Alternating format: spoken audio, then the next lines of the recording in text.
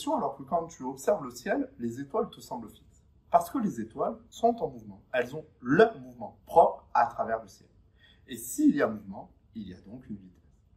Pour définir la notion de vitesse et une façon de la mesurer, nous allons observer un cas concret, le contrôle vitesse d'une voiture par un radar fixe. Le mot radar est un sigle anglais signifiant Radio Detection and Ranging, ce qui signifie détection et télémétrie par ondes radio. Donc on va se servir des ondes radio pour déterminer une vitesse. Mais il nous faut un concept en physique évident, l'effet Doppler. Bon, si une onde acoustique est émise à une certaine fréquence, lorsque la distance entre l'émetteur et le récepteur varie en fonction du temps, la fréquence de l'onde semble varier. J'ai évoqué la notion de distance qui varie en fonction du temps. Cela nous donne donc une vitesse.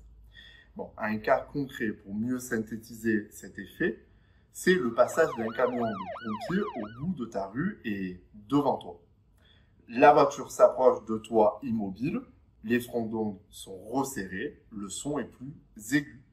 La voiture s'éloigne de toi toujours immobile, les fronts d'onde sont plus écartés, le son perçu te semble plus grave.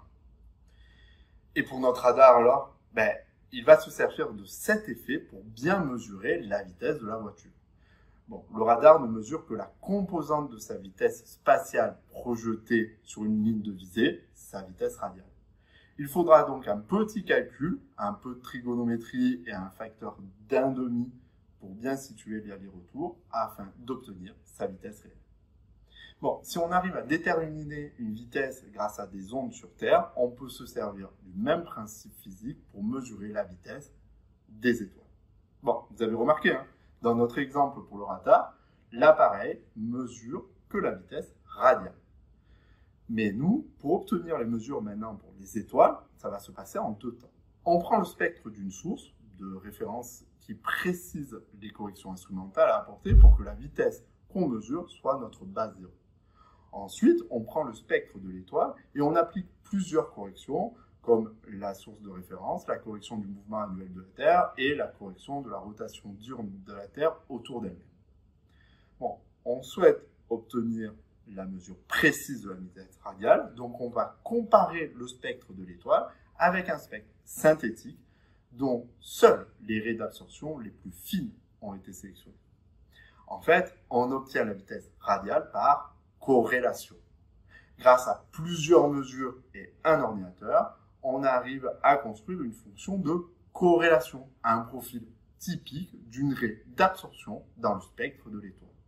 Si on observe bien, la fonction de corrélation nous permet d'obtenir la vitesse radiale, c'est le centre du pic, mais aussi la vitesse de rotation de l'étoile autour d'elle-même.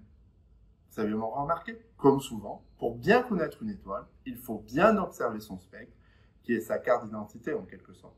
Si une étoile s'approche de l'observateur, les raies sont décalées vers le bleu.